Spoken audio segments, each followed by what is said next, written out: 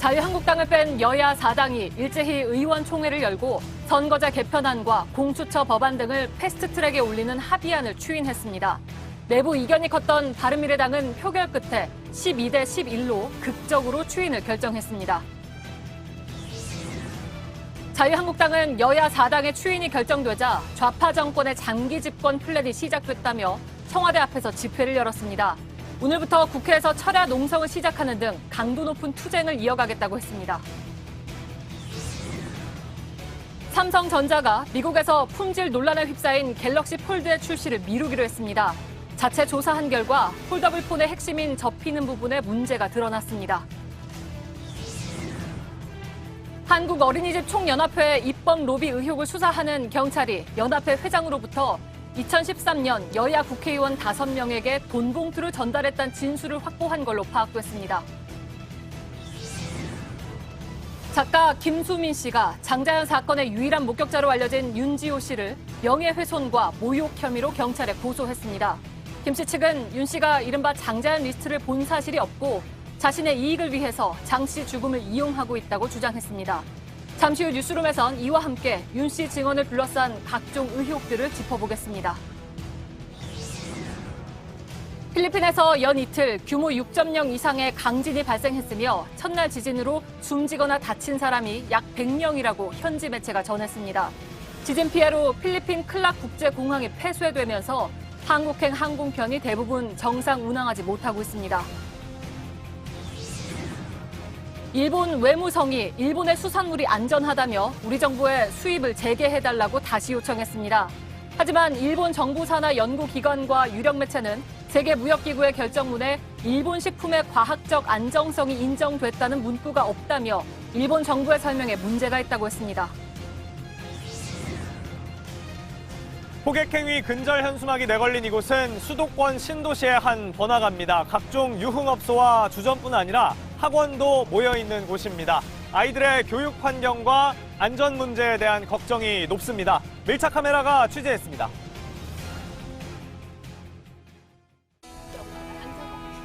마스크가 필요 없는 세상으로. 내일을 바꾸는 현대 수소전기차. JTBC의 뉴스룸을 시작하겠습니다. 오늘 아침 여야 5당이 동시에 의원총회를 시작했습니다. 선거제 개편과 공수처 법안을 패스트트랙에 올리기로 한 여야 4당 합의안에 대해서 정의당을 시작으로 더불어민주당과 민주평화당이 차례로 추인했습니다. 내부 의견이 갈렸던 바른미래당이 관심사였는데 경론 끝에 12대 11 한 표 차로 합의안에 동의했습니다. 그런데 바른미래당은 합의안에 동의는 했지만 당론으로 찬성은 아니다. 이런 어정쩡한 결론이 났습니다. 아직 마지막 단계는 남아있는 셈입니다. 자유한국당은 결사 반대를 외치면서 조금 전까지 청와대 앞에서 시위를 벌였습니다. 먼저 박유미 기자의 보도입니다. 민주당과 정의당에선 의총 시작 후 1시간이 채 안 돼 추인 결정이 났습니다. 만장일치로 추인을 했습니다. 만장일치로 추인했습니다. 민주평화당은 전제를 걸고 패스트트랙 합의안에 동의했습니다.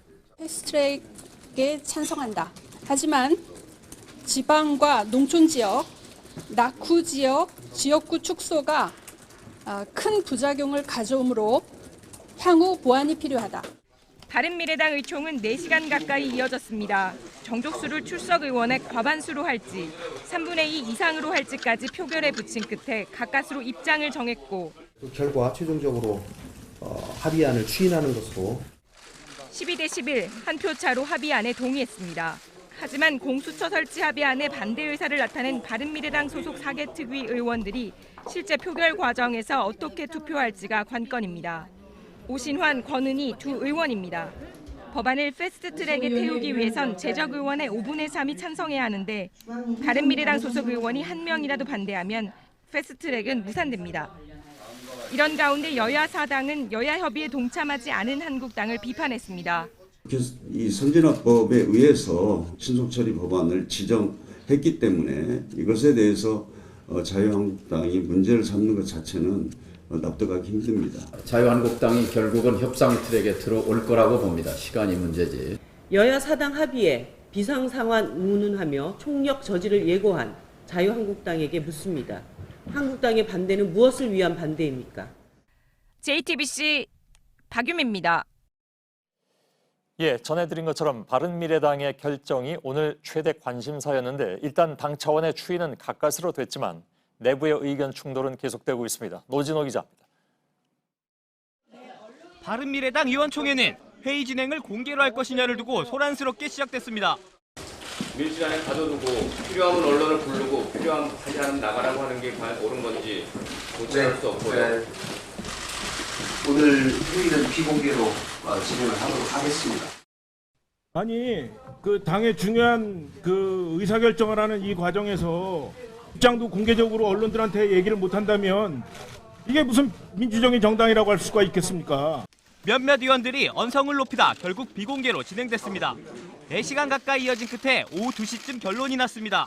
12대 11로 한 표 차이로 과반으로 하는 걸로 하고 찬성으로 하는 걸로 하고 그쪽이 한 표가 많았습니다. 개파간 의견을 그대로 노출한 회의를 마친 뒤 김관영 원내대표는 단합을 강조했습니다. 당이 단합할 수 있는 전기를 마련했다라고 저는 생각을 합니다. 앞으로 바른미래당이 더욱 단합하고 하지만 추이는 냈지만 당론은 못 정했다라는 내부 해석이 나왔습니다. 바른미래당이 당론을 정하지 못한 겁니다. 이 패스트트랙 문제에 대해서는 당론이 없는 당이 되어버렸습니다. 사실상 결정을 인정할 수 없다는 취지입니다. 이준석 바른미래당 최고위원도 패스트트랙 하나 통과시키겠다고 당을 엉망진창으로 만든 것이라고 당 지도부를 비판했습니다. JTBC 노진호입니다. 바른미래당의 합의안 추인 결과가 12대 11, 그러니까 한 표 차로 나오자 줄곧 반대 입장을 냈던 이현주 의원이 본의 아니게 결정적인 역할을 했다는 분석이 나옵니다. 이 의원이 참여했다면 가부동수로 부결됐기 때문이죠. 이 의원은 의총이 끝나고 곧바로 탈당하겠다고 밝혔습니다. 김나한 기자. 바른미래당이 합의안을 추인하자 이현주 의원은 곧바로 탈당 기자회견을 열었습니다. 좌파 독재의 문을 열어주는 패스트트랙을 결사 저지할 것임을 탄핵까지 거론하며 현 정부를 비판하기도 했습니다. 문재인 정권과 비교를 해보면 그때 그 탄핵 사유는 지금에 비하면 저는 발끝에도 못 미친다고 생각합니다. 징계 때문에 과반을 저지하지 못했다고도 주장했습니다. 결과적으로 보면 제가 당원권 정지가 되지 않았더라면 가부 동수로 인해서 이 결론이 안 났을 수도 있겠죠. 하지만 여야 4당에선 결과적으로 이 의원의 부적절한 발언이 패스트트랙 통과의 1등 공신이라는 해석도 나왔습니다. 이 의원은 지난달 한 유튜브 방송에서 한 발언이 문제가 됐습니다. 청원에서 숙식하고 하는 것도 정말 제가 보면 이게 좀 찌질하다, 솔직히 말해서. 당 지도부에 대한 비난은 이전부터 계속돼 왔습니다. 바른미래당은 이 같은 행동을 해당 행위로 간주해 이달 초 당원권 1년 정지라는 중징계를 내렸습니다. 당원권 정지 후 처음 열린 의원총회 때는 참석 문제를 놓고 당직자와 승강이를 벌이기도 했습니다.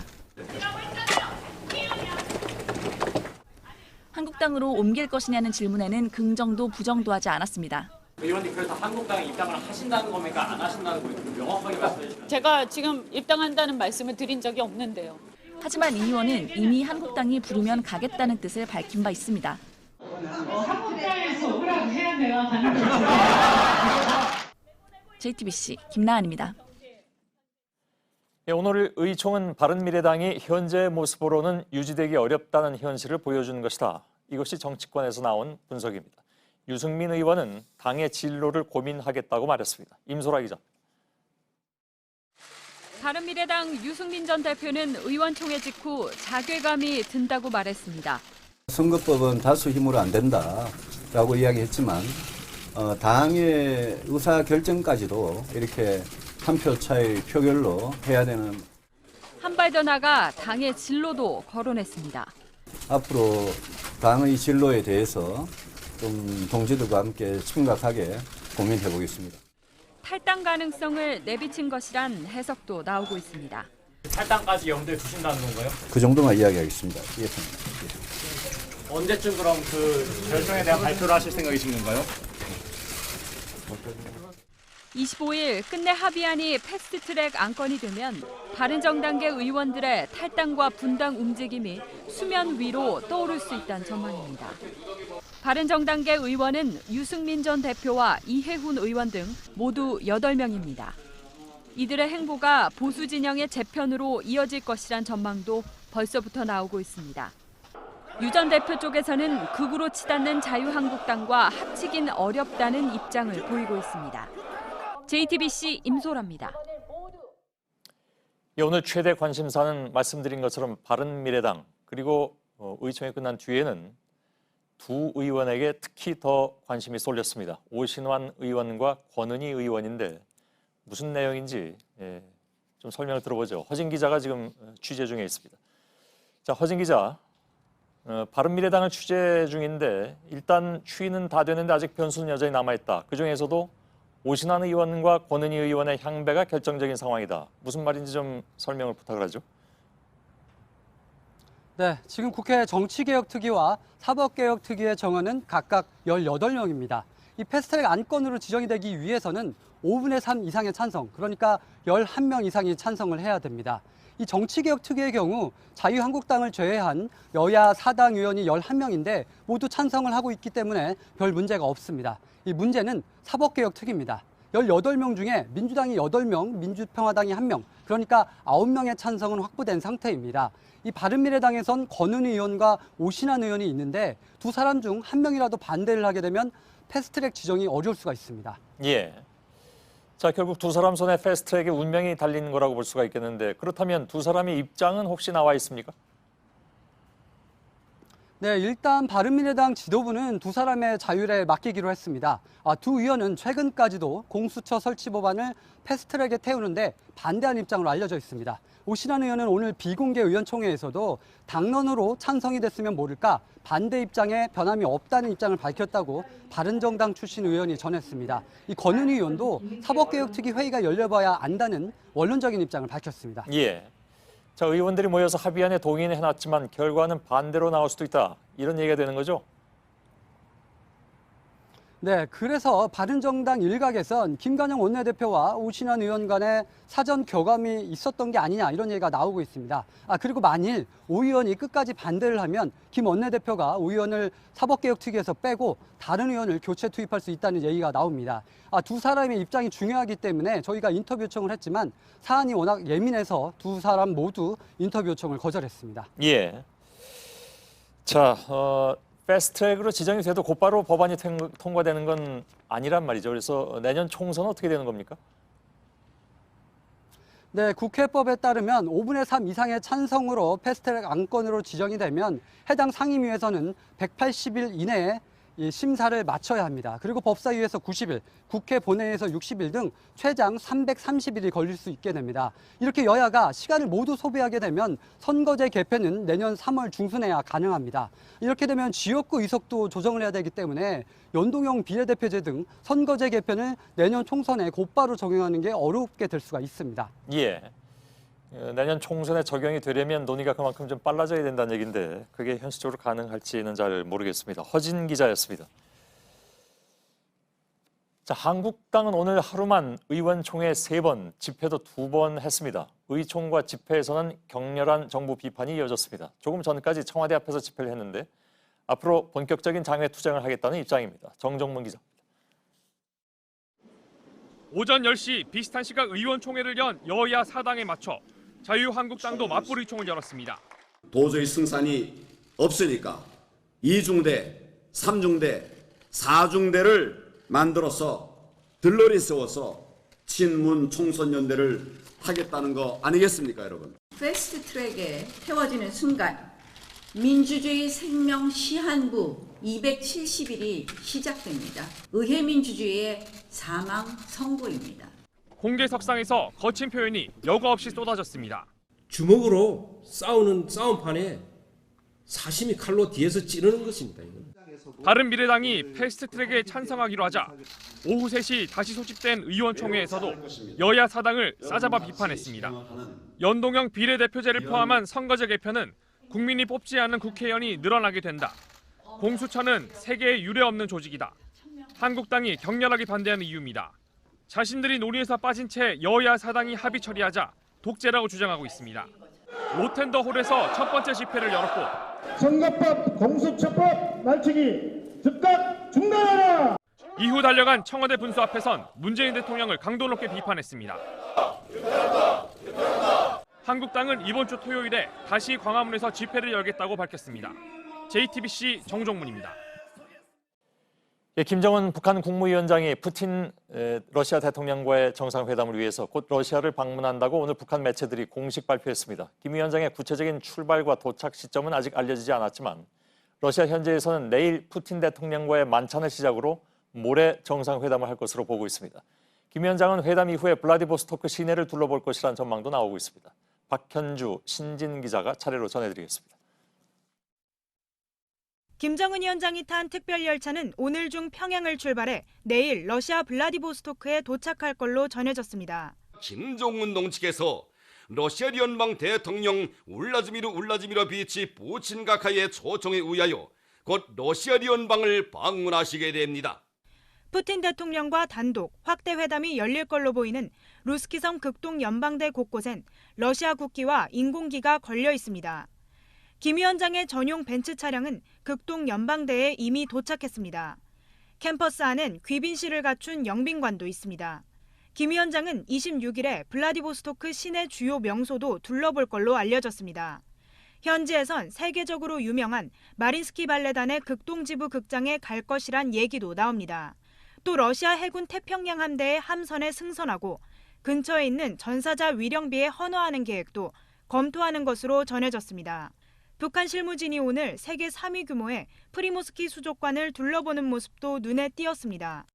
이 밖에도 아버지 김정일 국방위원장이 지난 2002년 묵었던 호텔과 들렀던 빵 공장 등도 방문할 수 있다고 현지 언론은 보도했습니다. JTBC 박현주입니다. 이번 주엔 중국과 러시아 그리고 미국과 일본 정상이 각각 만납니다. 푸틴 대통령은 북러 정상회담이 끝난 뒤 곧바로 베이징으로 향합니다. 26일부터 이틀 동안 1대1로 정상회담 포럼에 참석해서 시진핑 주석과 만납니다. 아베 총리는 같은 시기 워싱턴으로 가서 트럼프 대통령을 만납니다. 일각에선 일본이 북중러 3국 공조에 맞서는 대립각 구도를 강화하고자 한다는 분석도 나옵니다. 이번 주말인 27일은 남북정상회담 1주년이 되는 날입니다. 정부는 어제 북한에 4.27 판문점 선언 1주년 행사를 통보했습니다. 북한의 참석 여부는 아직 확실치 않습니다. JTBC 신진혜입니다. 삼성전자가 접히는 스마트폰, 즉 갤럭시 폴드의 출시를 결국 미루기로 했습니다. 미국 출시를 불과 사흘 앞둔 상황이지만 결함 문제가 예상보다 심각하다는 판단에 긴급 결정을 한 것입니다. 유럽과 국내 시장 판매도 줄줄이 미뤄지면서 브랜드 이미지에 타격을 받는 것은 피할 수 없을 것 같습니다. 먼저 송승환 기자입니다. 삼성전자는 오늘 새벽 갤럭시 폴드의 출시를 잠정 연기하기로 했다고 발표했습니다. 결함 가능성이 제기된 시제품을 자체 조사한 결과 실제로 문제가 확인되면서입니다. 앞서 미국 일부 매체들은 갤럭시 폴드를 받아 하루 이틀 써본 결과 화면이 깜빡거리거나 깨지는 현상이 생겼다고 전했습니다. 이어 월스트리트 저널 기자가 제품을 조롱하는 영상까지 올리면서 논란은 더 커졌습니다. 처음 삼성전자는 화면 보호막을 강제로 떼어내 생긴 일이라며 제품엔 문제가 없다고 밝혔습니다. 하지만 내부 테스트 과정에선 제품이 접히는 부분에서 이물질이 발견되는 등 결함이 드러났습니다. 삼성전자는 몇 주 내에 다시 출시 일정을 알리겠다고 했지만 구체적인 시점을 밝히진 않았습니다. 26일로 예정됐던 미국 출시가 연기되면서 다음 달 유럽과 국내 출시 계획도 줄줄이 늦춰지게 됐습니다. 브랜드 이미지에도 타격이 불가피하지만 그나마 정식 판매에 들어가기 전 문제가 확인돼 큰 손실은 막았다는 평가입니다. JTBC 송승환입니다. 예, 삼성전자가 급작스럽게 출시를 연기한 것은 폴더블 폰의 핵심이라고 할 수 있는 접는 기능에서 문제가 발견됐기 때문입니다. 화면을 튼튼하게 만들면 잘 안 접히고 유연하게 만들면 약해지는 딜레마가 발목을 잡은 것이죠. 이런 기술적인 난제에도 세계 최초라는 타이틀에 욕심을 내서 너무 서두르는 것으로 보입니다. 이세누리 기자입니다. 삼성전자가 야심차게 내놓은 폴더블 폰 갤럭시 폴드의 핵심은 종이처럼 접었다 펼 수 있는 기능입니다. 갑자기 출시를 연기한 배경도 이 핵심 기능에서 문제가 생겼기 때문으로 풀이됩니다. And Samsung said that some reviewers had removed a protective film on top of the display, but we never did that. 시제품을 써본 일부 언론과 인기 유튜버는 화면 깜빡임과 꺼짐, 부품 깨짐, 이물질 등을 결함의 증거로 제시했습니다. 대부분은 갤럭시 폴드의 주무기인 접히는 부분에서 생겼습니다. 접히는 부분이 충격에 약한 점, 또 접었을 때 생기는 틈으로 이물질이 들어갈 가능성도 문제로 떠올랐습니다. 제품 공개 당시 삼성은 접었다 펴는 시험을 20만 번 거쳤지만 화면에 문제가 없었다고 밝혔습니다. 하지만 전문가들은 폴더블 폰은 일반 스마트폰처럼 액정에 강화 유리를 쓸 수 없어 내구성이 떨어질 수밖에 없다고 말합니다. 이런 기술적 문제에도 세계 최초라는 타이틀에 출시를 너무 서두른 게 화근이 된 것 아니냐는 지적이 나옵니다. JTBC 이세누리입니다. 당시 어린이집 총연합회는 자신들의 이해가 달린 법안과 관련해서 국회를 상대로 활발하게 활동하고 있었습니다. 경찰은 연합회가 입법 로비를 위해서 현금을 쓴 것은 아닌가 의심하고 있습니다. 국회의원들에게 전달됐다는 돈은 선관위의 정치 후원금으로 신고되지도 않았다고 합니다. 박준우 기자입니다. 지난 2013년 한국 어린이집 총연합회가 만든 공문입니다. 그해 5월과 12월 두 번에 걸쳐 소속 임원과 분과장에게 보냈습니다. 국회 입법에 대응하기 위해 후원금을 내라고 독려했습니다. 관련 법안은 국공립 어린이집 원장의 정년을 65세까지 연장해야 한다는 내용이었습니다. 모금한 돈은 어디에 얼마를 전달했는지 결과 보고서를 만들기도 했습니다. 경찰은 김 회장이 전달했다는 현금 1,200만 원에 대해서도 입법 로비를 위한 성격으로 보고 있습니다. 이 돈이 정상적인 후원금이라면 선관위에 신고가 돼 있어야 합니다.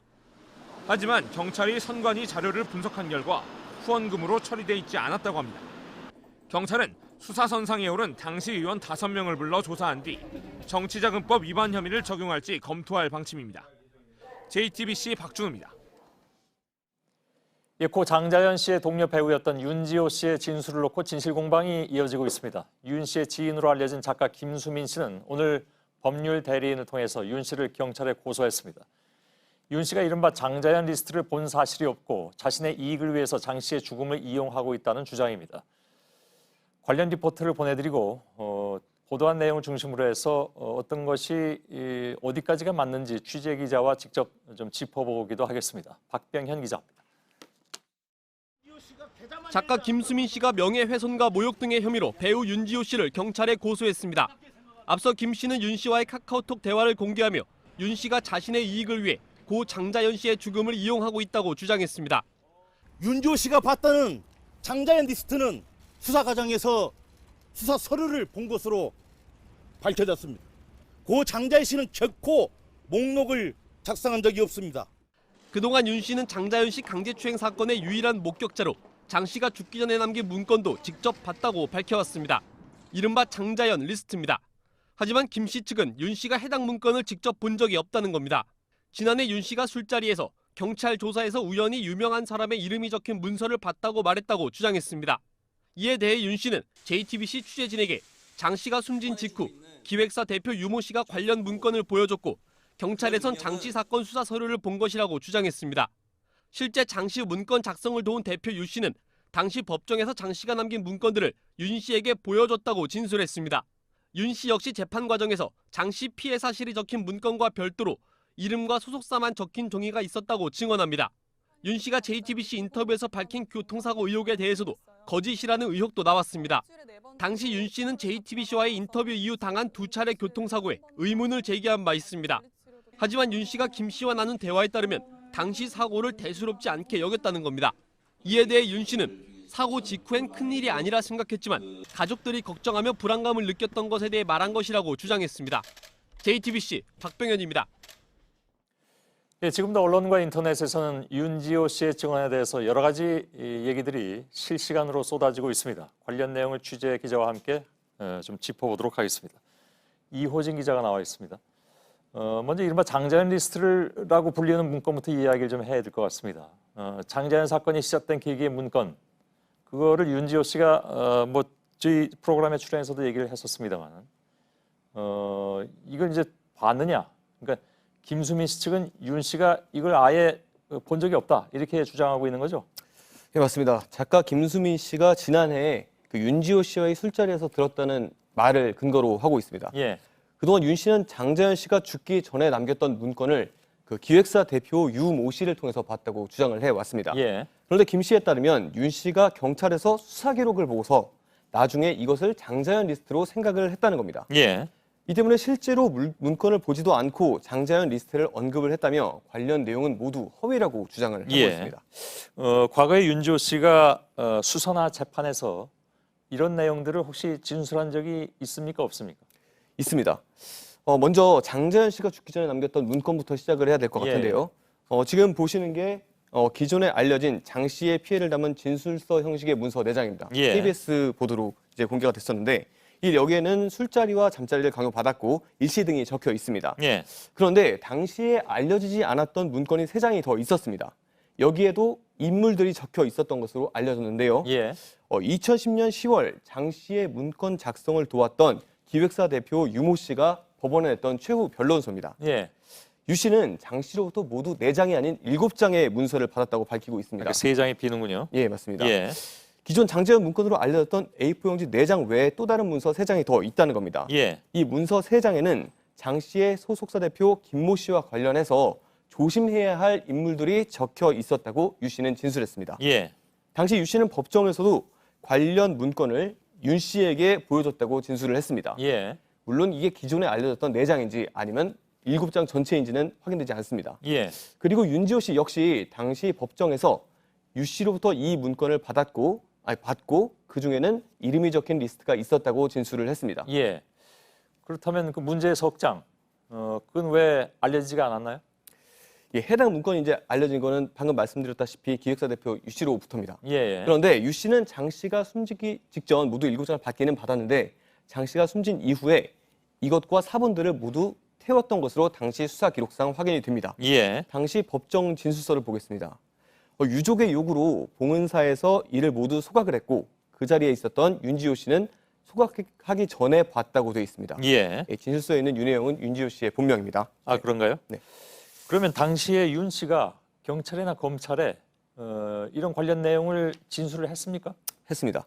아, 했습니까? 네네. 예. 그 당시 법정에서 유 씨는 윤 씨에게 문건을 보여주긴 했는데 이게 약간 차이가 있습니다. 자세히는 보지 않았던 것으로 안다고 말을 했습니다. 예. 하지만 거꾸로 윤 씨는 법정에서 이름이 적힌 문건에 대해서 구체적으로 받고 이를 진술을 하고 있습니다. 예. 김 씨 측은 윤 씨가 이름인들이 적힌 문건을 경찰 수사 서류에서 봤다고 주장하고 있는 만큼에 이제 최초의 문건을 보여줬던 기획사 대표 유모 씨를 통해서 확인할 수 있을 것으로 보입니다. 예. 좀 더 조사가 진행이 돼야 된다 그런 얘기인가요? 예. 예. 이 밖에도 여러 가지 의혹이 제기되고 있는 것으로 알고 있습니다. 작년에 뉴스룸의 익명으로 그러니까 이름을 밝히지 않고 인터뷰했을 때 의문의 교통사고를 당했다는 내용들이 있었습니다. 이게 대표적이죠. 지금 의혹이 제기되는 것이. 네, 맞습니다. 윤 씨는 당시 교통사고를 당한 다음에 많이 불안해했다고 이제 뉴스룸에 출연해서 이야기를 했는데 예. 윤 씨와 김 씨가 당시 나눴던 카톡을 보면 카톡이 아니라 그 SNS를 보면 예. 대수롭지 않게 여겼던 정황이 나옵니다. 이에 대해서 물어봤는데 윤 씨는 나중에 가족들과 사고를 돌이켜서 이야기를 하다 보니 불안감을 느끼게 됐다라고 말을 했습니다. 예. 이에 대해서 일각에선 윤 씨가 자신이 처했던 상황을 왜곡한 것이 아니냐 이런 비판도 나오고 있습니다. 예. 자, 윤지호 씨가 장자연 사건을 사적으로 이용하려고 했다. 그런 의도가 분명히 있었다라는 얘기도 지금 계속 제기가 되고 있습니다. 이 부분 어떻게 봐야 될까요? 최초 수사에서 윤 씨가 주목을 받았던 건 잘 아시다시피 전직 언론인인 조모 씨가 장자연 씨를 성추행했다는 사건에 대해서 유일한 목격자로 여겨졌기 때문입니다. 예. 그 부분에 대해서는 지금까지 윤 씨의 증언이 흔들린 적이 없습니다. 예. 실제 조사단에서도 이 때문에 캐나다에 있는 윤 씨에게 귀국을 해달라고 요청을 하기도 했었고요. 예. 그런데 이제 윤 씨를 비판하는 측은 당시 윤 씨가 귀국을 했던 목적이 단순히 진술이나 사건의 실체를 알리기보다는 자신의 책 홍보를 위해서라고 주장을 하고 있습니다. 예. 김 씨 측이 이제 관련 카카오톡 대화 내용 일부를 공개를 하고 있는 만큼 예. 이 부분에 대해서는 소송을 좀 지켜봐야 될 것 같습니다. 예, 알겠습니다. 이호진 기자였습니다. 네, 박근혜 전 대통령의 형 집행을 정지할지 여부가 이번 주 안에 결론 날 걸로 보입니다. 박 전 대통령은 어제 구치소를 찾은 검사들에게 자신의 상태를 직접 설명했습니다. 여성국 기자입니다. 허리 디스크 등으로 구치소 생활이 어렵다. 박근혜 전 대통령은 어제 검사들을 만나 형 집행을 멈춰달라고 신청한 이유를 직접 설명했습니다. 오랜 수감 생활로 건강이 좋지 않고 불편한 게 많다고 말한 걸로 전해집니다. 박 전 대통령을 변호한 유영하 변호사와 구치소 의료과장도 검사들의 조사를 지켜봤습니다. 하지만 사정당국 관계자 등에 따르면 박 전 대통령의 건강은 지난 연말보다는 나아진 상태로 알려졌습니다. 구치소 생활에 무리가 없는 상태라는 겁니다. 검찰은 조사 내용을 토대로 이르면 내일 심의위원회를 열어 논의를 한 뒤 이번 주 안에 입장을 낼 걸로 보입니다. 대한애국당 등은 내일 오후 서울중앙지검 앞에서 형 집행정지를 촉구하는 집회를 열겠다고 했습니다. JTBC 여성국입니다. 네, 김학의 의혹의 핵심 인물인 건설업자 윤중천 씨가 다시 검찰에 나와서 조사를 받았습니다. 구속영장이 기각된 지 나흘 만입니다. 윤 씨는 앞서 조사 때처럼 모든 진술을 거부하고 2시간 만에 돌아갔습니다. 수사단은 성범죄 피해를 주장하는 여성도 이번 주 안에 불러서 조사할 계획입니다. 서울 동부지검 취재기자 잠깐 연결하죠. 김민관 기자, 불러서 나오긴 했지만 진술은 못하겠다. 이게 오늘 윤중천 씨의 입장이었나 보죠? 네, 그렇습니다. 윤 씨는 체포 때와 마찬가지로 어떤 진술도 하지 않겠다며 입을 열지 않았습니다. 이 때문에 오전 10시에 수사단에 나온 윤 씨는 2시간 10분 만에 집으로 돌아갔습니다. 이 조사가 시작되자마자 변호사가 함께 오지 않았다, 몸이 굉장히 좋지 않다 등의 이유를 댔다고 합니다. 네, 수사단은 지금 윤 씨의 적극적인 진술이 필요한 상황인데 조사를 계속 하겠다고 했죠? 네, 그렇습니다. 수사단은 이번 주에 윤 씨를 또다시 불러 조사할 예정입니다. 특히 수사단은 윤 씨가 영장심사 과정에서 김학의 전 차관과 관련된 부분에 대해서는 협조하겠다고 밝힌 데 주목하고 있습니다. 윤 씨 측 변호인 역시 기자들과 만나 김 전 차관 관련 부분에 대해서는 진술하겠다는 뜻을 밝혔습니다. 네, 협조라고 하면 구체적으로 어떤 겁니까? 네, 예컨대 윤 씨의 별장에서 성접대를 받은 것으로 의심되는 유력 인사 명단을 들 수 있습니다. 이 윤 씨 측 변호인도 이 명단을 가급적 제출하겠다는 입장을 내놨는데요. 이 명단 안에는 김 전 차관도 들어가 있는 것으로 보입니다. 네, 그 경우에 별장 성범죄 의혹에 대한 수사도 본격화할 수가 있겠죠? 네, 그렇습니다. 수사단은 이번 주에 성범죄 피해를 주장하는 여성 이모 씨를 불러 조사할 예정입니다. 또 윤 씨와 한때 내연 관계로 지목된 여성도 최근 불러 관련 내용을 들은 것으로 파악이 됐습니다. 여기에 윤 씨 측의 협조까지 보태진다면 수사는 더욱 탄력을 받을 것으로 보입니다. 네, 김민관 기자가 전해드렸습니다. 배우 박유천 씨에 대한 마약 검사에서 양성 반응이 나왔습니다. 검찰은 이 같은 검사 결과를 토대로 박 씨에 대해 구속영장을 청구했습니다. 박 씨는 그동안 혐의를 부인해왔지만 결국 국과수의 다리털 검사 등에서 발목이 잡혔습니다. 신아람 기자입니다. 배우 박유천 씨는 앞서 3번에 걸친 경찰 조사에서 마약을 투약한 혐의를 모두 부인했습니다. 올해 초 남양유업 창업주의 손녀 황하나 씨와 함께 필로폰을 투약한 혐의를 받았는데 박 씨 측은 황 씨에게서 오히려 협박을 당해왔다고 주장해왔습니다. 마약을 한 적도 없고 권유한 적은 더더욱 없습니다. 하지만 경찰은 어제 국과수로부터 박 씨의 다리털 검사 등에서 양성이라는 결과를 통보받은 것으로 확인됐습니다. 앞서 박 씨의 소변에 대한 간단한 검사에서 음성 반응이 나왔지만 이게 뒤집어진 겁니다. 검찰은 박 씨에 대해 마약 혐의로 구속영장을 청구했고 박 씨에 대한 구속영장 심사는 이번 주 금요일 오후 열릴 예정입니다. 경찰은 황 씨와의 대질 조사는 하지 않은 것으로 파악됐습니다. JTBC 신아람입니다. 네, 필리핀에 규모 6.0 이상의 강진이 하루 사이 잇따라 일어났습니다. 어제 발생한 규모 6.1의 지진으로 최소 16명이 숨졌고 81명이 다쳤습니다. 오늘 오후에도 규모 6.5의 강진이 일어나서 피해가 더 커질 걸로 보입니다. 어제 지진으로 필리핀 클락 국제공항이 폐쇄되면서 여행객들 발이 묶였습니다. 황예린 기자입니다. 굴착기가 잔해를 떠올립니다. 부서진 건물 속에서 구조자들이 들것을 들고 빠르게 뛰어나옵니다. 인간 띠를 만들어 생존자를 나릅니다. 어제 규모 6.1의 지진이 발생한 필리핀 북부 루손섬의 호랑마을입니다. 진앙에서 30km 떨어져 있는 이곳의 슈퍼마켓 건물이 무너져 현재 수십 명이 갇혀 있다고 외신은 전했습니다. 100명 가깝게 숨지거나 다친 가운데 실종자도 최소 14명으로 집계됐습니다. 오늘 오후 1시 반쯤엔 필리핀 동부 사마르주에서 규모 6.5의 강진이 발생했습니다. 피해 규모는 아직 발표되지 않았습니다. 현재 언론은 강한 진동에 주민들이 건물 밖으로 뛰어나왔다고 전했습니다. 어제 루손섬 강진으로 일부가 무너진 클락 국제공항은 폐쇄된 상태입니다.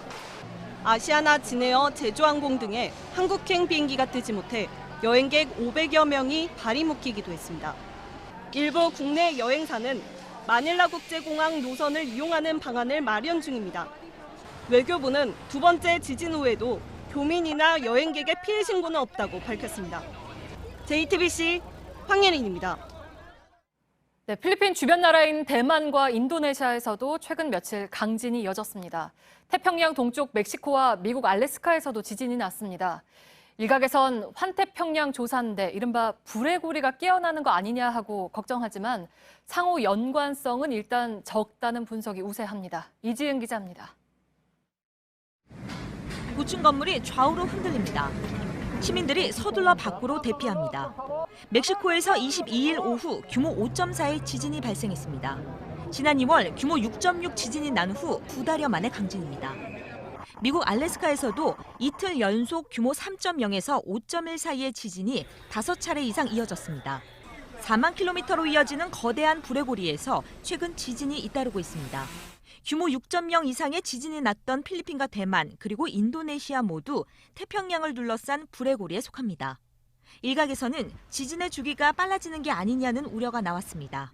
전문가들은 이들 지역에서 발생한 지진들 사이의 상호 연관성은 일단 높지 않다고 진단했습니다. 각 나라가 속한 지각판들이 서로 영향을 주고받는 수준이 제한적이라는 분석입니다. 불의 고리를 따라 연쇄 반응이 일어날 가능성이 낮다는 것입니다.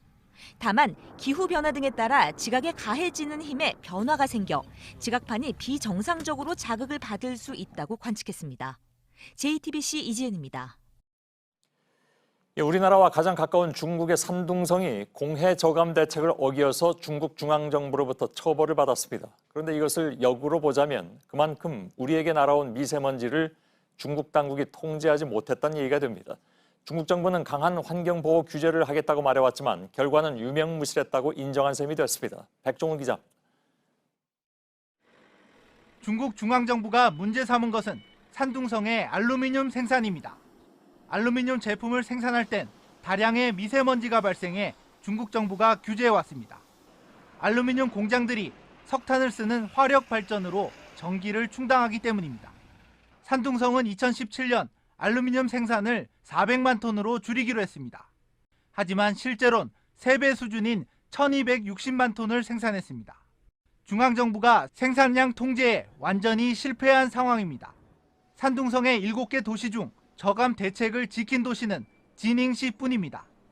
그런데 중국 정부는 산둥성 공무원 개인의 탓을 돌렸습니다. 생산량을 속이고 제대로 대책을 시행하지 않았다는 겁니다. 이에 따라 산둥성은 소속 공무원 163명의 법적 책임을 묻기로 했습니다. 중국 신경보는 산둥성을 포함해 중국 8개 성에서 총 1035명의 공무원이 처벌됐다고 보도했습니다. 중국의 허술한 환경 대책이 비판을 받고 있습니다. 이번에 적발된 2017년은 중국 경제가 양호해 중앙정부가 강력한 환경보호 규제를 펴던 때입니다. 이듬해인 2018년엔 미중 무역전쟁의 여파로 환경 규제가 느슨해진 걸 감안하면 규제가 더 유명무실했을 수 있다는 지적이 나옵니다. JTBC 백종훈입니다. 엘리베이터 안에서 하늘이 보입니다. 디자인이 그렇게 돼 있는 것이 아닙니다. 집안이 침하돼서 기우는 바람에 그렇게 된 겁니다. 경남 양산 원도심 주민들은 요즘 극도의 불안감 속에 하루하루를 보내고 있습니다. 땅이 내려앉고 건물 벽체마다 금이 가는 집안 침하 현상 때문입니다. 구석찬 기자가 현장을 다녀왔습니다. 88세대가 살고 있는 경남 양산 중앙동 아파트입니다. 70m 길이의 아파트 한쪽 벽면이 지진이라도 난 듯 쩍쩍 갈라지고 부서졌습니다. 주차장 쪽 도로는 불룩 솟았고 1층 현관 쪽은 푹 꺼졌습니다. 석 달 전부터 나타난 현상은 날이 갈수록 더 심해지고 있습니다. 밤새 자다가 땅속에 들어가 있는 거 아니가 이사를 가는 방향으로 해야 안 되겠냐. 다른 아파트와 상가, 시청 제2청사도 뒤틀리고 깨지는 현상이 나타나고 있습니다. 인근의 초등학교입니다. 본관 외벽과 계단은 제 손이 들어갈 정도로 벌어졌고요. 위험하다며 학생들의 출입을 금지하는 담장도 만들었습니다. 자, 문을 열고 들어가 보면 4층으로 가는 엘리베이터 시설도 이렇게 기울어졌습니다. 이제 엘리베이터 타면 이제 막 하늘도 보이고 그래가지고 좀 불안해. 땅이 내려앉는 현상은 길이 1.2km, 폭 400m 규모로 나타나고 있습니다. 이 범위 안에 19개의 건물이 피해를 봤습니다. 주민들은 현재 진행 중인 도시철도 교각공사와 두상 복합건물 공사를 의심합니다. 각종 개발로 일대 지하 수위가 5개월 사이 9m나 낮아졌다는 자료도 나왔습니다. 시공사들은 연약지반 탓이라며 공사와는 관련이 없다는 입장입니다. 양산시는 정밀 안전점검에 들어갔지만 아파트와 상가는 제외했습니다. 이 사유재산에 대한 책임은 자기가 스스로 다 져야 되거든요. 주민들은 장마가 오기 전에 침하 원인을 분석하고 공사도 멈춰야 한다고 목소리를 높입니다. JTBC 구석찬입니다. 2년 전에 남대서양에서 가라앉은 스텔라 데이지호의 침몰 원인을 추정한 조사 보고서가 나왔습니다. 배 균형을 잡아주는 탱크에 부식 등 다양한 원인으로 물이 들어찼고 이 때문에 부력을 잃은 배가 결국 사고를 당했다는 것입니다. 이 보고서는 한국 선급이 부실하게 배를 검사했다는 의혹도 제기했습니다. 최승기 기자입니다. 마셜 제도가 국제해사기구 IMO에 제출한 보고서입니다. 침몰한 스텔라 데이지호는 한국 회사인 폴라리스 쉬핑 소속이지만 배는 마셜 제도에 등록하고 운항해왔습니다. 이 보고서에 따르면 배의 균형을 잡아주는 2번 밸러스트 탱크에 처음 물이 차기 시작했습니다. 이후 물이 다른 탱크와 빈 공간, 화물칸 등으로 급속히 번지면서 배의 구조가 손상된 걸로 보인다고 추정했습니다. 또 선박의 부식 등 다양한 외적 요인도 구조를 손상시키는 데 영향을 미쳤을 것으로 봤습니다. 다만 배가 수심 3,000m가 넘는 깊은 바다에 가라앉은 상황이라 많은 가정에 근거해 사고 원인을 추정했다고 덧붙였습니다. 보고서는 국내의 선박검사기관인 한국선급의 관리감독 부실 의혹도 언급했습니다. 2008년 스텔라 데이지호를 개조할 당시 설계를 검토하면서 15년 된 선박의 노후도 등을 제대로 반영하지 않았다는 겁니다. 2016년 검사 때도 배의 중대 결함을 보고해야 했지만 그러지 않았다고도 지적했습니다. 한국 선급은 2011년엔 건조 뒤 비슷한 기간이 지난 배에서 발견되는 일반적인 손상이어서 적절한 수리를 마쳤고 2016년엔 변형 부분을 수리한 뒤 문제가 없어 보고를 안 한 것이라고 주장했습니다. JTBC 최승기입니다. 짧은 소식 한 가지 전해드리겠습니다. 삼성바이오로직스의 분식 회계 의혹을 수사 중인 검찰이 자회사인 삼성바이오에피스의 고한승 대표이사를 불러서 조사한 것으로 확인됐습니다. 검찰은 고 대표를 상대로 바이오에피스의 회계 기준이 바뀌어서 기업 가치가 4조 5천억 원이 뛴 당시의 상황 등을 집중 조사하고 있습니다.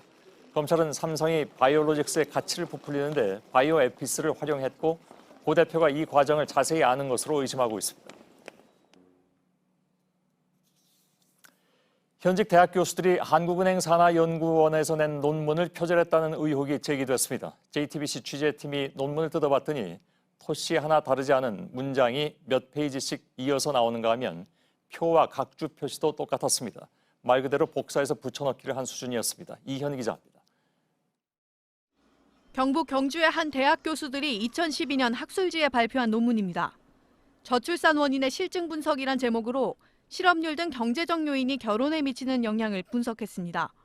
그런데 내용이 2년 먼저 한국은행 경제연구원이 발간한 학술지에 나온 논문과 거의 같습니다. 노란색으로 표시한 부분이 똑같거나 흡사한 문장입니다. 도입부인 연구 목적에서 분석 결과까지 아예 몇 문단씩 토씨까지 같은 문장이 이어집니다. 중간에 넣은 표와 각주도 일치합니다. 표절검사 프로그램에 입력했더니 표절률은 72%. 전체 300여 문장 가운데 124문장이 같다고 나옵니다. 하지만 한국은행 연구 논문을 참고했다거나 인용했다는 표시는 전혀 없습니다. 이 연구자들이 다른 후속 연구를 할 텐데 제 논문을 인용을 하지 않고 문제가 되는 논문이 인용이 되고 또 활용되고 있다는 것이 상당히 큰 문제라고 생각을 하고 있습니다. 논문을 작성한 최모 교수는 저출산을 연구하는 학자들이 공통으로 학습하는 문헌을 참고하다 보니 비슷하거나 유사한 문장이 나올 수 있다며 표절은 말이 안 된다고 반박했습니다. JTBC 이현입니다. 다음 달이면 서거 10주기를 맞는 노무현 전 대통령 추모식 주제는 새로운 노무현입니다. 유시민 노무현재단 이사장은 오늘 기자간담회를 열고 다음 달에 김부겸 민주당 의원 그리고 곧 민주연구원장으로 취임할 양정철 전 비서관과 토크 콘서트를 갖는다고 밝혔습니다. 박소연 기자입니다. 유시민 이사장은 노무현 전 대통령 서거 10주기에 새로운 시대 정신을 이야기해보겠다고 설명했습니다.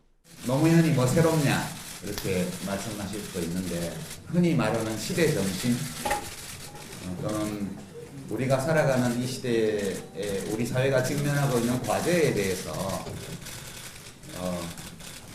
좀 다시 한번 생각해보자는 뜻에서 이렇게 정했습니다. 이달 행안부 장관에서 물러난 김부겸 의원, 그리고 민주당 싱크탱크인 민주연구원의 수장으로 곧 취임하는 양정철 전 비서관과 함께하는 토크 콘서트 계획도 밝혔습니다. 노무현계로 분류되지 않는 김 의원이 함께하는 것에 대해선 이렇게 설명했습니다. 20대 시절의 김부겸에 대한 달콤한 기억을 저는 여전히 가지고 있습니다. 그래서 이분은 좀 더 넓은 활동 무대가 필요한 분이 아닐까 그런 생각 들었어요. 자신의 대선 출마설에 대해선 재차 선을 그었습니다. 다행스러운 것은 자꾸 내려가고 있다. 전에보다. 그때는 좀 안심이 되고요.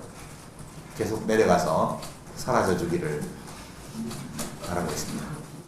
노 전 대통령을 향한 그리움도 이야기했습니다. 돌아가시고 나서 매 순간 아쉬웠어요.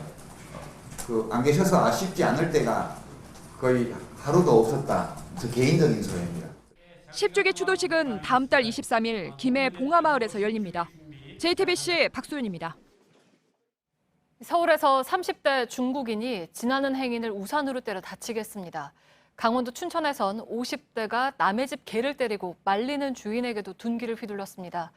두 사건 모두 조현병 환자가 저지른 걸로 알려졌습니다. 조현병 환자에 대한 관리 시스템이 필요하다는 얘기가 또 나오는 이유입니다. 조승현 기자입니다. 한 남성이 마주오던 다른 남성의 등을 우산으로 때립니다. 그리고는 아무 일도 없다는 듯 가던 길을 갑니다. 맞은 남성이 따라가 항의하자 또 우산을 휘두르고 손까지 깨물었습니다.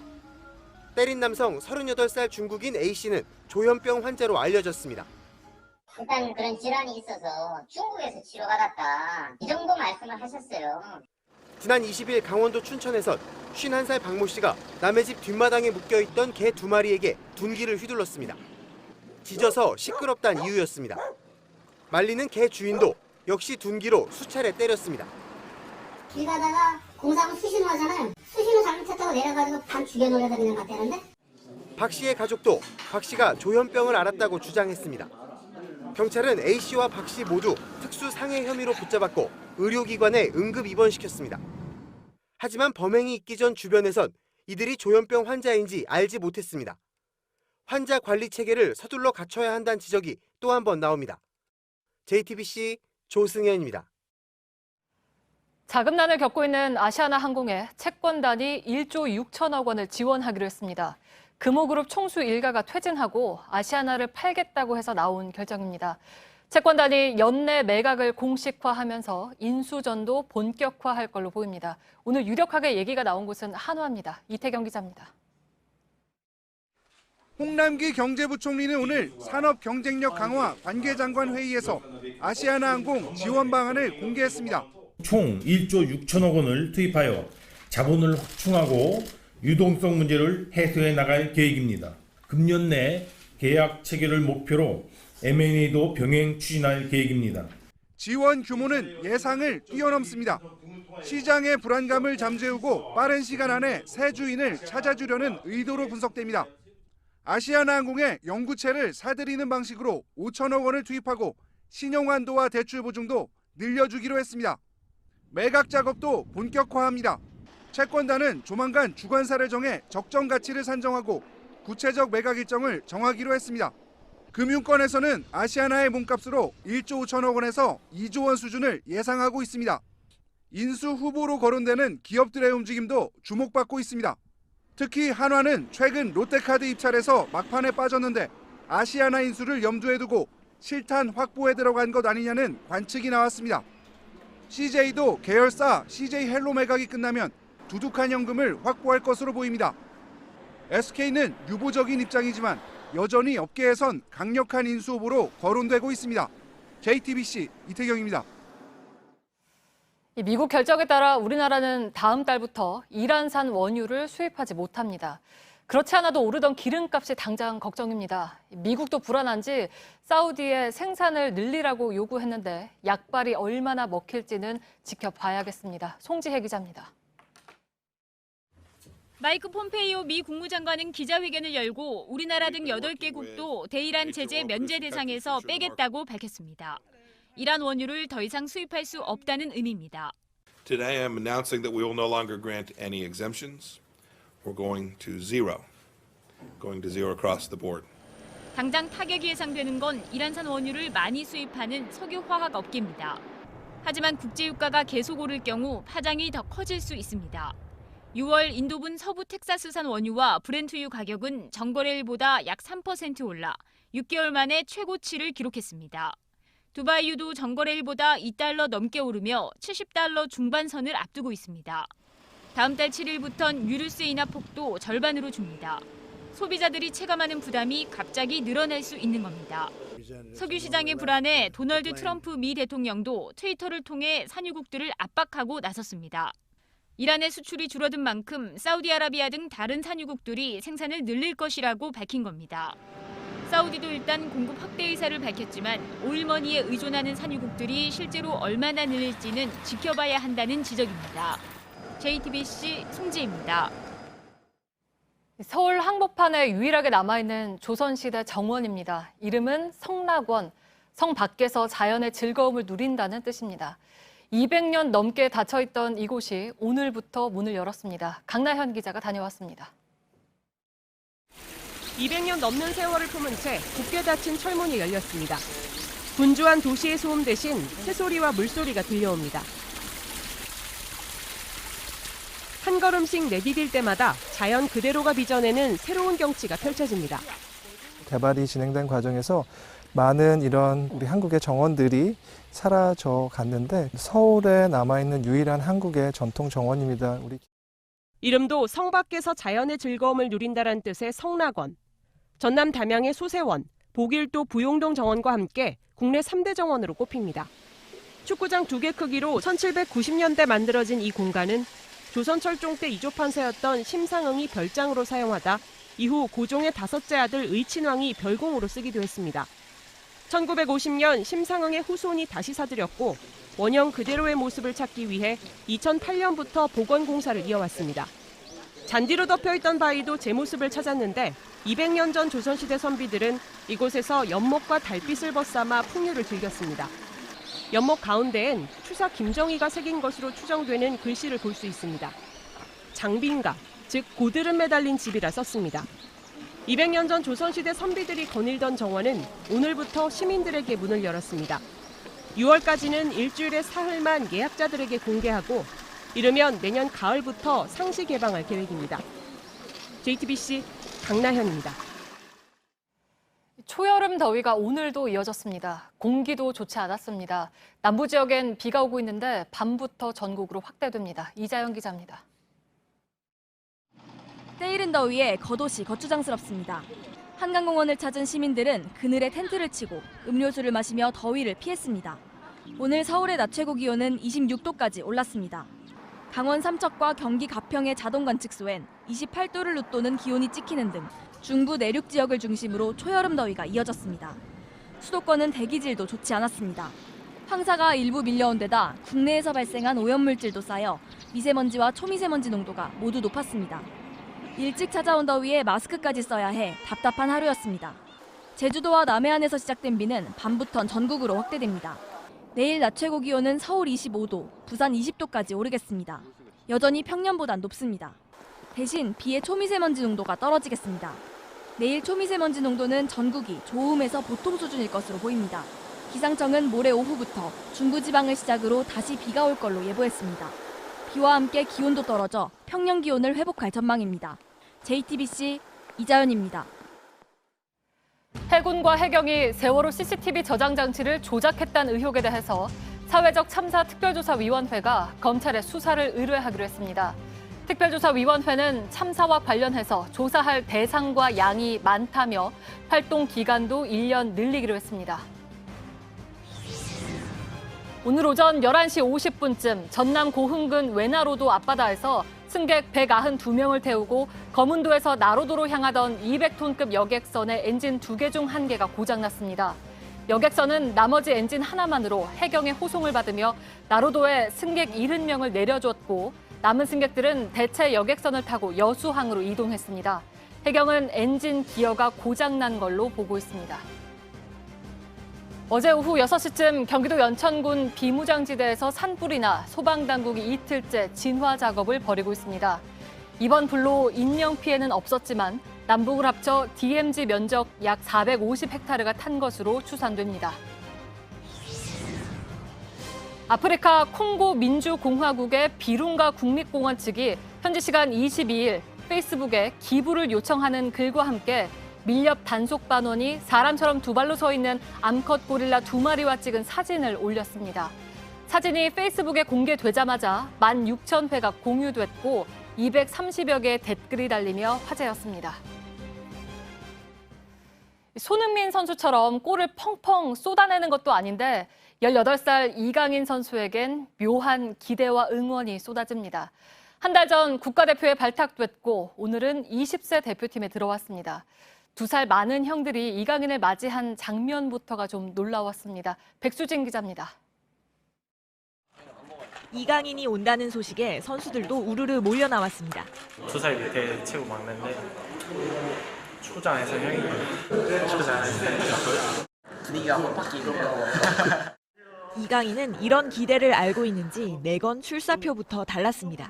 우승이 목표죠 일단. 이강인은 한 편의 잘 짜인 드라마 속 인물처럼 성장 과정이 세상 모두에 알려졌습니다. 태어나자마자 공과 친구였던 아기는 6살의 한 TV 프로그램에서 슛돌이로 불리며 축구 팬들에게 기억됐습니다. 그리고 꿈꾸던 그대로 10살의 유럽 축구 유소년 팀에 입단했고 17살의 스페인 프로축구에 데뷔했습니다. 18의 국가대표에 발탁되기까지 이강인의 축구 시계는 늘 최연소, 최초의 수식어와 함께하고 있습니다. 그러나 아직까지 유망주 그 이상의 주인공이 될 기회는 적었습니다. 발렌시아 1군에 머물고 있지만 출전 시간이 많지 않았습니다. 축구를 읽어주듯 그라운드에 풀어낸 지혜로운 패스. 수비수 2-3명이 달라붙어 압박해도 마법처럼 벗어나는 개인기. 축구 팬들은 20세 월드컵을 통해 이강인이 뭔가 보여주기에 앞서 마음껏 뛸 수 있는 무대를 찾았다는 점을 반가워하고 있습니다. JTBC 백수진입니다.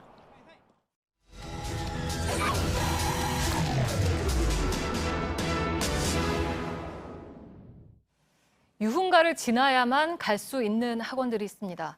학원 바로 아래층에 유흥주점이 있기도 합니다. 아이들 안전을 걱정하는 부모님들 마음은 편치가 않습니다. 밀착 카메라 박민규 기자입니다. 경기 동탄 신도시의 한 번화가입니다. 바닥에 전단지가 널브러져 있습니다. 가까이 가서 보면요. 이 노랫바라는 문구와 여성의 사진이 보입니다. 이쪽에 이렇게 작은 명함 형태의 전단지도 있는데요. 각종 유흥업소가 모여있는 이곳에서 매일 밤 이런 모습이 반복된다고 합니다. 보이는 건 대부분 술집과 노래방입니다. 그런데 사이사이 학원 간판이 눈에 띕니다. 교습 대상은 초등학생부터 고등학생까지 과목도 다양합니다. 학원을 가려면 유흥가를 지날 수밖에 없습니다. 아저씨들이랑 누나들이라 해야 되나? 너무 많을 때는 무서워서 돌아가고. 사복 입으면 어떤 아저씨들은 전단지 막 주기도 하고. 인근 업소들의 호객 행위가 시작되는 시각, 바로 옆 건물에선 수업을 마친 학생들이 빠져나옵니다. 일부 학부모는 아이를 직접 데리러 옵니다. 아무래도 유해 활동이 좀 많으니까 이쪽으로 학원을 보냈으니까 제가 케어를 해줘야 되죠. 그냥 최대한 그런 것들을 많이 접하지 않고. 학원과 유흥주점이 아예 같은 건물을 쓰는 경우도 있습니다. 학원이 입주해 있는 한 상가 건물입니다. 안으로 들어오시죠. 이 엘리베이터를 타면 각종 유흥업소 간판이 보입니다. 그런데 위층은 학원, 아래층은 유흥업소, 이렇게 위아래로 맞닿아 있습니다. 그러다 보니 학생들과 이 업소를 이용하는 성인들이 한데 뒤섞일 수 있어 보입니다. 애들이 많아요. 중학생들, 고등학생들 만날 때 있죠. 보통 저 여학생들 다니나요? 그렇죠. 인근의 이런 상가는 취재진이 확인한 것만 3곳. 학원들은 난감하다는 입장입니다. 호감을 안 내줬으면 더 좋겠죠. 그렇다고 그런 가게가 들어왔다 학원이 쉽게 옮길 수 있는 것도 아닌 거니까. 일대 유흥주점은 점점 늘어나는 추세입니다. 처음에 거의 학원 위주였는데 지금은 거의 유흥가로 바뀌었거든요. 애들이 크고 빠져나가다 보니까. 일부 주점은 일반 음식점으로 등록해 영업을 하고 있습니다. 일종으로 들어가는 음식점으로 들어가고요. 그냥 쿠킹만 전하는 바예요. 회사분들도 많이 오시거든요. 그래서 먹고 싶은 분들 이렇게 따라드리면. 부천, 상동의 상황도 비슷합니다. 가방을 맨 아이들이 오가는 이곳은 인근의 한 학원가입니다. 뒤쪽 건물도 각종 학원이 모여 있는데요. 5층부터 어학원과 수학, 음악, 미술학원 등이 입주해 있습니다. 그런데 이쪽에서 올려다 보면요, 학원 아래쪽에 유흥주점이 자리 잡고 있는 걸 볼 수 있습니다. 웨이터 입은 사람들이 술이랑 막 카트 같은 거 단체로 엘리베이터 같이 탔었어. 문 열렸는데 소리 엄청 크고 빵빵빵. 현행법에 따르면 유흥업소는 학원과 한 건물에 있어선 안 됩니다. 하지만 전체 면적이 1650제곱미터, 약 500평을 넘는 건물은 예외입니다. 같은 층이나 위아래층도 일정 거리만 두면 영업이 가능합니다. 학원 끝나고 뭐 3호를 넘어가는데 아저씨가 막 술 취해가지고 막 일로 와보라고 그래가지고 그냥 도망가고 그랬어요. 유해업소들은 학교 앞에도 여전합니다. 학교가 있는 경우 200m 안쪽엔 유흥주점이 들어설 수 없습니다. 문제는 일반 음식점으로 등록한 경우입니다.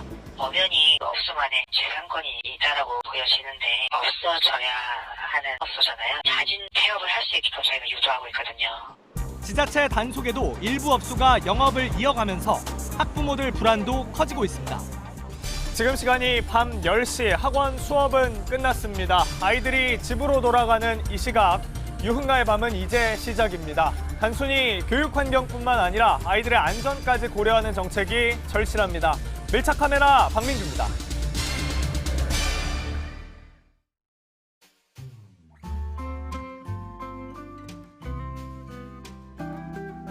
하트 같은 내 얼굴 예쁘기도 하지요. 하트존을 되살리자. 나는 야만 포토플러스. 나는 야만하지. 야만.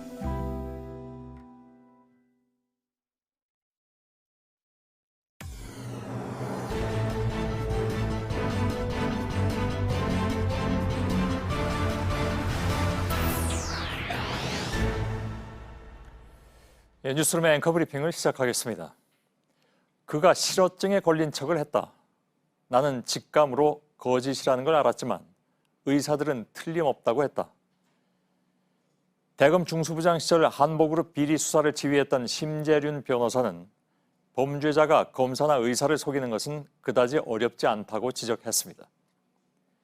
당시에 정태수 회장은 실어증은 물론이고 대장암 판정 등등으로 인해서 형 집행정지로 풀려나게 됐습니다. 진단서를 써준 의사에게는 잘 발급해달라는 청탁과 함께 돈 봉투가 건네졌고 그는 또 다른 혐의로 재판을 받던 도중에 몰래 출국해서 지금까지도 도피 생활을 이어가고 있습니다. 2002년에 발생한 여대성 공기총 피살 사건, 그 주범인 영남제분 회장 부인 윤길자 씨 역시 무기징역을 선고받았지만 몇 년 지나지 않아서 형 집행정지로 풀려났습니다. 유방암, 파킨슨병, 우울증, 당뇨 등등 그가 진단받은 질환은 무려 12가지였습니다. 그러나 진단은 의사를 매수해서 받은 것이었고 호화로운 생활을 누리던 그는 6년 만에 결국 감옥으로 돌아갔습니다. 그들에게 형 집행정지라는 제도라는 평생의 휴가 혹은 6년 동안의 휴가였던 셈입니다.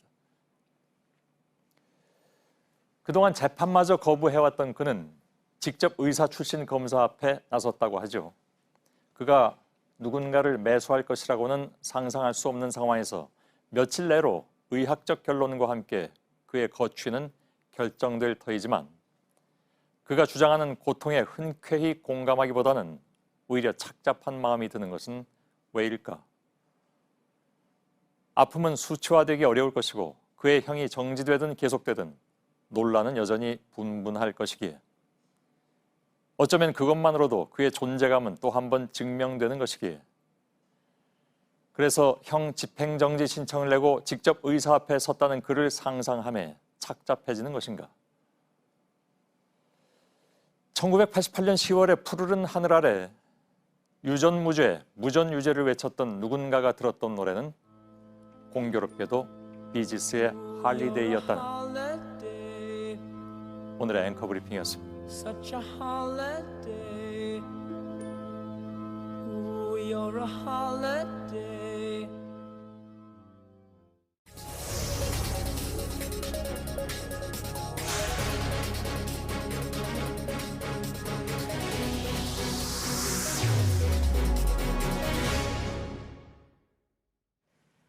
네, WTO 수산물 분쟁 패소 뒤에도 일본 식품의 안전성은 인정됐다고 일본 정부가 주장하고 있습니다.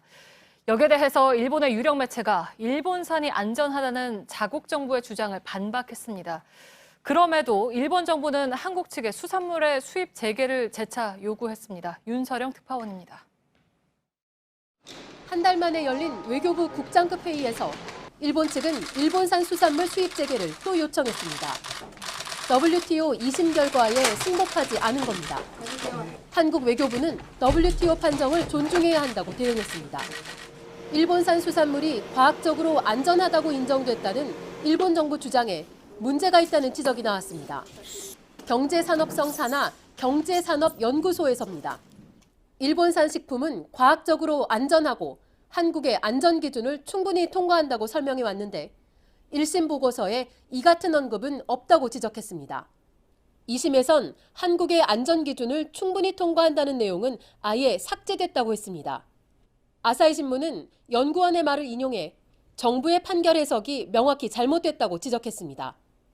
스가 관방장관은 정부 해석이 오히려 자연스럽다고 반박했습니다. モニタリング及び適切な出荷制限管理により日本産食品の安全性を確保してきております。自然な解釈だというふうに思って。 WTO 패소에 대한 일본 정부 책임을 묻는 목소리가 커지고 있는 가운데 전문가들은 일본 정부가 냉정하게 현실을 직시해야 한다고 조언했습니다. 도쿄에서 JTBC 윤서령입니다. 네, 바로 팩트체크합니다. 먼저 아베 총리의 발언부터 듣겠습니다. 福島のお米を毎日食べておりますし、水も飲んでおりますが、おかげさまで自民党の総裁に参戦を果たすことができたわけでございますので、安全性は折り紙付きであります。 네, 후쿠시마산 농수산물이 안전한가? 팩트체크팀이 구체적인 자료를 토대로 확인했습니다. 결론은 그렇게 단정하기 어렵다는 겁니다. 오대영 기자 나왔습니다. 국내외 자료를 살펴봤죠? 네, 먼저 지난해 일본의 후생 노동성이 발표한 자료를 보겠습니다. 네. 총 17만 2천 건에 가까운 농축수산물을 검사한 결과입니다. 야생육 44.6%, 농산물 18.1%, 수산물 7.0%에서 세슘이 검출됐습니다. 네, 세슘이라고 하면 대표적인 방사성 물질이잖아요. 그럼 결국에는 일본 정부의 자료로 아베 주장이 깨지는 겁니까? 그런데 일본 정부는 그렇게 해석하고 있지 않습니다. 일단 세슘의 검출률은 높지만 검출량이 기준치에 미치지 못하다. 그래서 안전하다고 주장을 하고 있습니다. 네. 세슘의 경우 킬로그램당 100베크렐을 넘지 않으면 인체에 위해하지 않다라는 겁니다. 앞서 보신 17만 2천 건 가운데 이 기준치를 넘는 경우는 그리 많지가 않습니다. 네, 그러니까 검출률은 높지만 검출량이 적으니까 문제없다 뭐 이런 논리인 건데 사실입니까? 사실 조금이라도 나왔으면 안전을 장담할 수가 없는 거 아닙니까? 네, 그런데 방사성 물질이 적더라도 암을 일으킬 수 있다라는 게 유력한 학설입니다. 네. 그리고 WTO 역시 기준치 이하라는 것이 안전하다라는 것을 증명한 게 아니라고 분명하게 밝혔습니다. 완전하게 증명된 영역이 아니기 때문입니다. 다만 원자력 학계 일부에서는 기준치를 넘지 않으면 위험성을 말하기 어렵다라는 반론도 있습니다. 네, 그러니까 안전한지 아닌지는 일본이 아니라 수입을 할지 말지 결정하는 우리 입장에서 봐야 하는 거 아니겠습니까? 네, 그게 바로 무역의 원칙이기도 합니다. 저희가 올해 4월 기준으로 후쿠시마가 아닌 일본의 다른 지역에서 수입한 수산물을 모두 살펴봤습니다. 총 373번의 샘플 조사가 이루어졌는데 방사성 물질이 나온 경우는 단 한 건도 없었습니다. 반면에 후쿠시마 현이 4월에 검사한 235건에선 정도의 차이는 이렇게 있지만 네. 모두 세슘이 나왔습니다. 검출률 100%입니다. 2011년 사고 직후에 검출된 방사성 물질에 비하면 그 양은 점차 줄고 있는 게 사실입니다. 하지만 양이 적다고 안전한 것인지 또 앞으로 그런 것인지는 단정할 근거가 없습니다. 네, 일본 내에서도 후쿠시마산을 먹는다는 사람이 18%에 불과하다라는 설문조사 결과도 있잖아요. 네. 이 숫자에도 답이 있는 것 같습니다. 팩트체크 오대영 기자였습니다.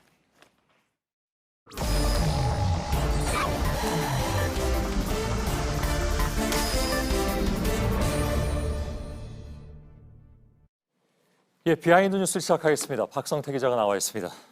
열죠? 예. 첫 키워드는 손학규의 큰 그림으로 잡았습니다. 흔히 얘기하는 빅픽처. 예, 그렇습니다. 오늘 바른미래당 의총이 우여곡절 끝에 선거법과 공수처 등을 추인을 했습니다. 패스트트랙 안으로 지정하는 걸 추인했는데요. 의총이 끝난 뒤에 손 대표는 이렇게 흡족한 미소를 지어서 사진 기자들이 기사 제목으로 손학규의 미소라고 제목을 달기도 했습니다. 오늘 표차는 12대 11, 한 표 차로 추인이 됐습니다. 패스트트랙에 반대하던 이현주 의원이 당원권 정지로 징계를 받으면서 결국 이 한 표가 승부를 갈랐는데요. 지난번 의총에서 이 의원은 당원권이 없어서 의총장에 못 들어갈 때 당시 이러려고 나를 당원권 정지시켰냐라고 지금 따지기도 했는데요. 결과적으로 놓고 보면 이 의원의 당원권 정지가 패스트트랙을 가능하게 한 겁니다. 이 의원이 징계를 받은 건 지난 지방선거 기간 동안 열심히 선거운동하던 손학규 대표를 찌질하다라고 해서 막말로 징계를 받게 됐는데 이 징계의 원인 자체는 결과적으로 보면 손 대표가 된 셈입니다. 물론 손 대표가 그야말로 빅픽처, 큰 그림을 그리고 이런 걸 다 노렸다고 할 수는 없는 거죠? 그렇습니다. 어디까지나 결과적으로 그렇게 됐다는 거고요. 오늘 의총에는 바른미래당 의원 중에 박선수 의원과 박주선 의원이 참여하지 않았습니다. 박선수 의원은 원래 당 활동을 거의 하지 않고 있고요. 박주선 의원은 해외 출장을 갔는데 만일 이현주 의원이 징계를 안 받았다면 당 지도부에서 박주선 의원을 어떻게든 출장을 가지 않게 하고 참여하게 했을 가능성도 있습니다. 수도 있겠군요. 근데 12대 11이잖아요. 한 표 차이. 누가 어떻게 투표했는지 그건 혹시 나왔나요? 오늘 의총장에서는 무기명 투표로 하자. 그래서 무기명으로 됐습니다. 그래서 공식적으로는 누가 찬성 반대를 했는지를 알 수 없습니다. 다만 과거 발언 등을 토대로 누가 찬성 반대했는지 유추할 수가 있는데요. 일단 바른정당계에서 온 의원 8명은 다 반대했을 것으로 보고 있고 그랬겠죠. 그러면 나머지가 누구냐인데 일단 손 대표의 퇴진을 주장한 국민의당계 의원 중에 이태규 의원과 김중노 의원이 있습니다.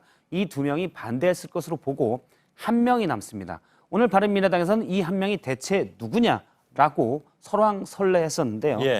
지난주에 안철수 전 대표가 친안계 의원 몇몇에게 문자를 보내서 이태규와 당내 현안에 대해서 상의해달라라고 한 바 있습니다. 이 의원은 손 대표 체제에 반대하고 패스트트랙에도 반대하는 것으로 알려져 있는데요. 그래서 친안계 의원 한 명이 저 문자를 보고 이태규 의원과 상의해서 반대했을 가능성을 보고 있습니다. 현재 후보로는 2명이 있고 2명 중에 1명일 거다라고 하는데 제가 접촉을 시도했는데 확인이 되지 않아서 이름을 밝힐 수가 없을 것 같습니다. 점점 궁금하게만 만드네요. 알았습니다. 예. 다음 두 번째 키워드로 가죠. 두 번째 키워드는 냉커피가 필요해로 잡았습니다. 예. 냉커피, 차가운 예. 커피. 예. 그렇습니다. 요즘은 뭐 아이스 아메리카노나 아이스 라떼라고 하는데 예전에는 냉커피란 이름으로 메뉴판에 공식적으로 올라와 있었습니다. 예. 오늘 국회에서 냉커피에 대한 주문이 있었는데요. 행안위 법안 소위에서 있었습니다. 이 자리에서는 소방직의 국가직 전환을 논의하는 자리였는데 저렇게 행안위에 한국당 간사인 이채욱 의원이 들어오더니 의사일정 합의도 안 됐는데 웬 회의냐고 따졌습니다. 예. 잠깐 실랑이를 들어보겠습니다. 여야 간에 의사일정 합의도 아닌데 이런 소방직이라고 빨리 나가요. 예, 실랑이는 한참 이어졌는데요. 소방청장 나가라는 얘기도 있었고요. 이 의원은 이사일정 합의가 안 됐으니 날치기다고 주장을 했고 소위 위원장인 홍익표 의원은 합의가 아니라 협의인데 이미 협의했으니 절차상 문제가 없다고 반박을 했습니다.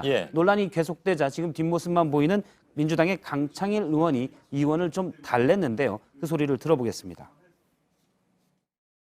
냉커피 한잔 갖다 드려. 지금 저기 하나 있습니다. 지금 말씀하시는 게 다 속기록이 남기 때문에 예.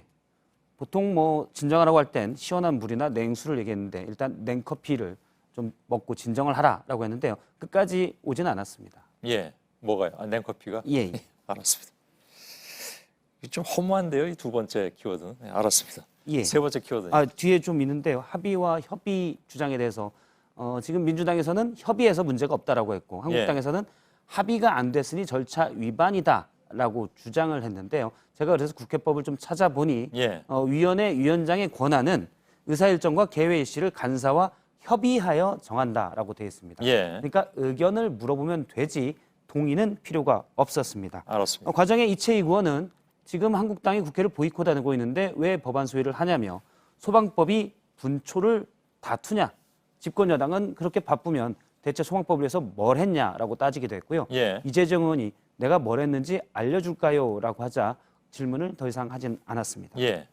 끝났습니까? 예. 예. 세 번째 키워드는? 세 번째 키워드는 야수의 심정으로 잡았습니다. 예. 뭐 무슨 얘기인가요? 오늘 바른미래당을 탈당한 이현주 의원의 말인데요. 일단 이 부분을 직접 들어보겠습니다. 예. 이제 저는 광야에 선 한 마리 야수와 같은 심정으로 보수 대통합과 보수 혁신이라는 예. 상당히 울분에 찬 입장 표명이었는데요.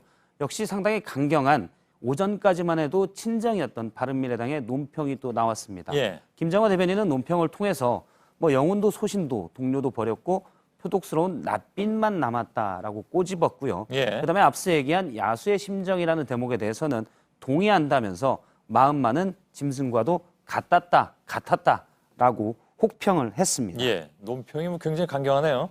예.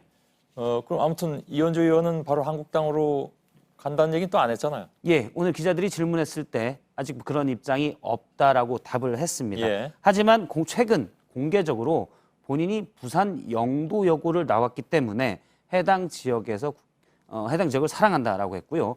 그 지역에서 조국 민정수석과 붙어보자라고 공개적으로 얘기한 바가 있습니다. 뭐 조수석이 나간다는 얘기도 없지 않습니까? 조수석은 여러 차례 나는 총선에 나가지 않겠다라고 예. 밝힌 바 있습니다. 어쨌든 부산 중구 영도가 하나의 지역구인데 그 자리는 한국당의 김무성 의원 지역구입니다. 예. 근데 김무성 의원은 벌써 또 여러 번 다음 총선에는 나가지 않겠다 불출마를 선언했기 때문에 일단 기존 주인은 비는 자리입니다. 예. 그래서 한국당으로 가서 이 자리에 공천을 받으려고 하는 것 아니냐 이현주 의원이 그런 분석이 많고요. 예. 실제 조국 수석을 자꾸 언급하는 것은 그 자리는 조 수석과 내가 맞대결할 자리다라는 이미지를 심어서 일단 내 자리다라는 이미지를 주려는 것 아니냐라는 게 예. 여당 고위 관계자의 해석입니다. 알겠습니다.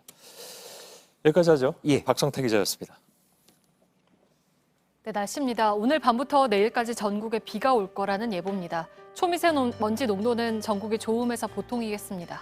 예, 오랜만에 공기가 내일은 좀 좋아질 모양이죠. 저희들은 내일도 최선을 다하겠습니다. 여러분 고맙습니다.